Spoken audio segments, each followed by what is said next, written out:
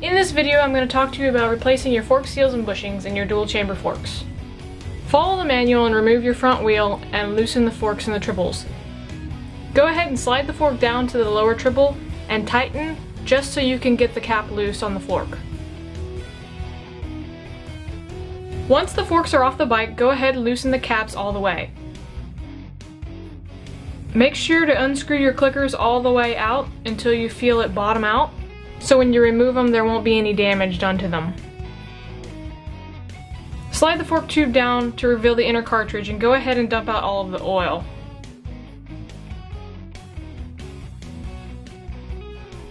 Slide the upper fork tube back up and tighten a little bit to make sure none of the oil drips out when you move it.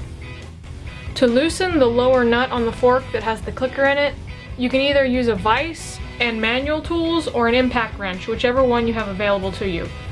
If you're using an impact, just barely tap it so it just loosens it, and loosen it the rest of the way using manual tools. Once you loosen the lower fork nut all the way, go ahead and flip the fork over. Make sure that the fork cap is closed so you're not going to spill oil everywhere. Get a friend to help you push down the fork leg so it reveals the inner cartridge. Slide on the holder tool to keep it from going back in. Here you can see where the holder tool fits under the ridge.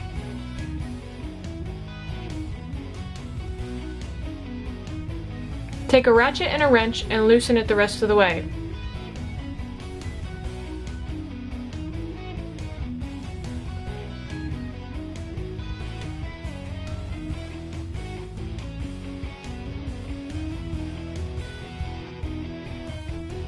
Once the clicker nut is loose, you can pull it out and the inner clicker shaft. Once again, have a friend push down on the fork leg so you can remove the fork holder tool.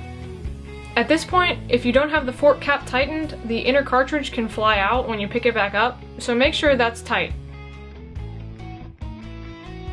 Here's a look at the bottom clicker nut. And the clicker connector shaft with the D shape. And that's how they go together. Here you can see what it looks like when the nut's removed. Go ahead and loosen the fork cap so you can pull out the inner cartridge.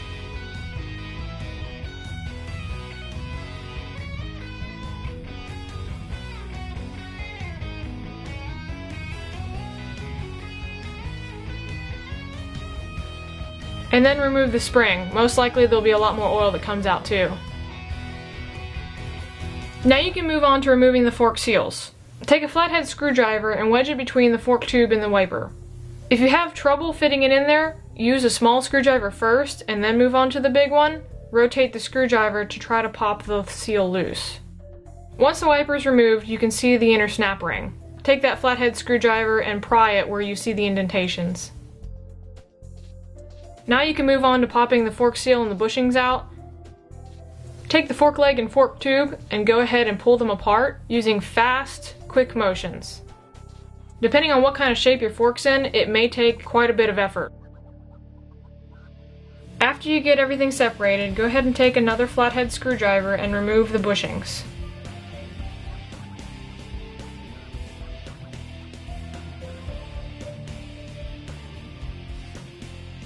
Remove the rest of the parts. Make sure you keep them in order and the direction they were facing. That way you can have a reference for when you go to put everything back together.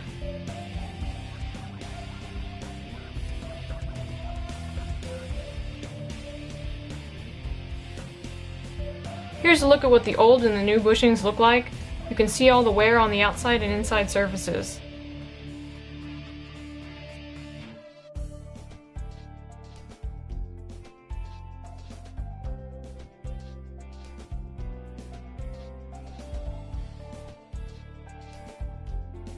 Once everything's clean, go ahead and wrap the upper fork leg in tape. The tape ensures that you won't damage the seals on the sharp metal surfaces.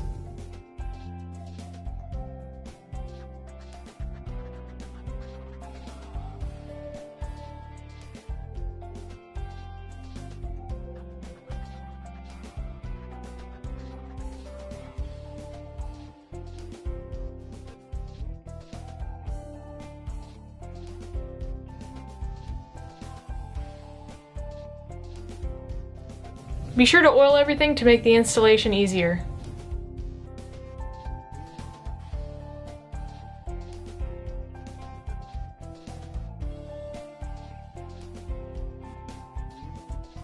Reinstall everything in the same direction and order you pulled them off.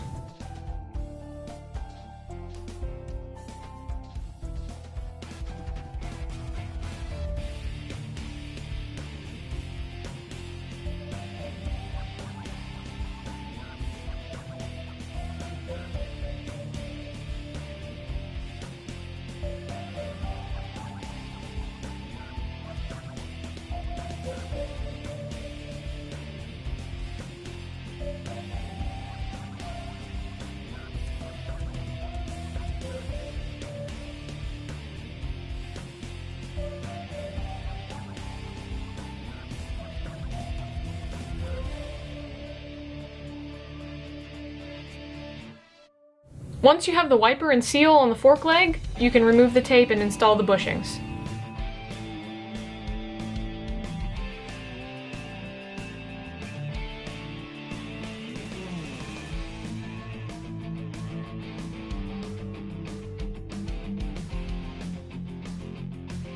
Be sure to get enough oil on the bushings before you install them on the fork leg.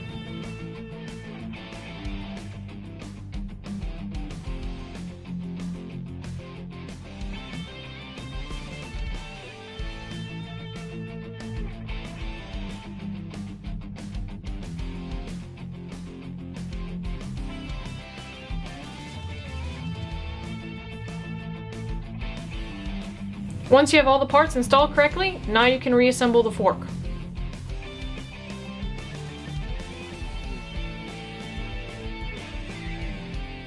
Slide the bushings inside the upper fork leg and install your seal driver. You'll drive the bushings into the fork first before driving the seal.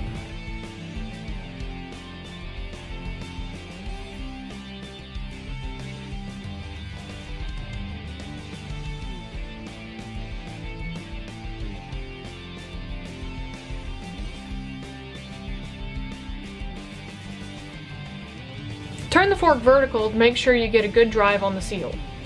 You'll probably hear the sound of the impact change when your bushings are fully driven in.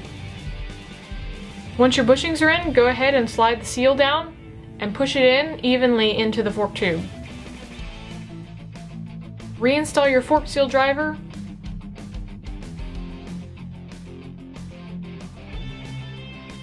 Once again, hammer down in sharp, fast motions. You'll probably hear the sound change once again once the fork seal is driven in. You can visually inspect it and make sure that it's even all the way around. You can remove your fork seal driver and reinstall the holder ring just above the fork seal. It sometimes helps to press it in gently with a flathead screwdriver just to seat it into the ring. Now I like to slide the fork leg up and down to try to get excess oil off in between the fork seal and the fork wiper. It just helps in keeping the fork leg cleaner once you're done with the installation.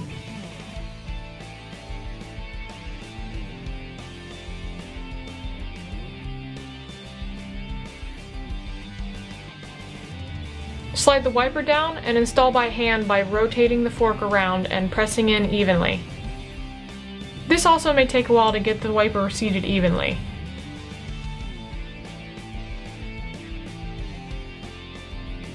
Now that you've got all the bushings, rings, seals, and everything installed, you can reinstall the spring and the inner cartridge.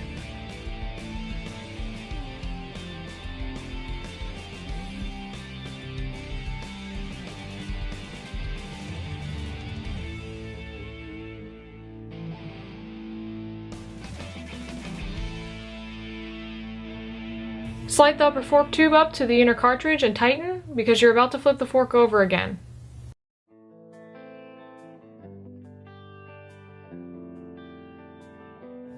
Push the fork leg down and install the holder tool.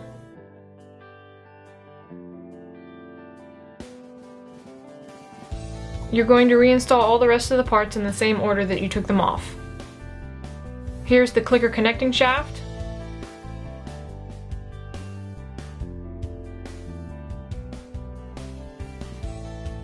And the clicker nut.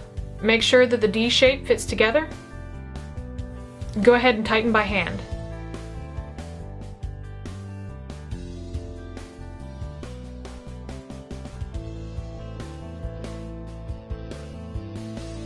Make sure that the gap between the clicker nut and the base is within stock specs. If not, refer to your manual on how to adjust. If the specs are correct once you've tightened by hand, go ahead and take a wrench and a torque wrench and tighten to stock specs. Flip the fork over once again, push down on the fork leg, and remove the holder tool. Let the fork leg up slowly and make sure you keep the shaft centered. Now you can tighten the clicker nut into the fork leg. You're supposed to torque it now, but I find that once the forks are installed on the bike, it's much easier to torque to the stock specs. Just make sure you don't forget to do that once everything's done. Take out a measuring cup and measure out the proper amount of fork oil.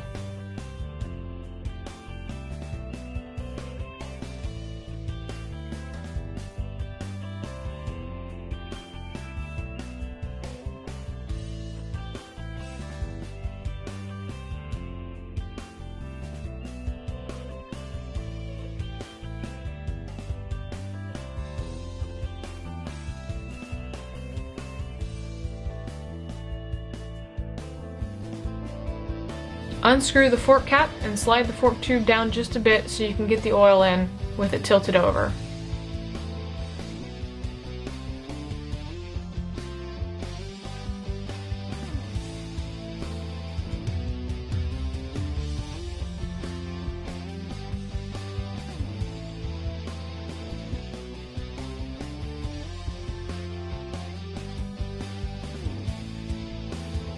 Once you've poured the proper amount of oil in, go ahead and tighten the fork cap again and pump it up and down to prime the fork.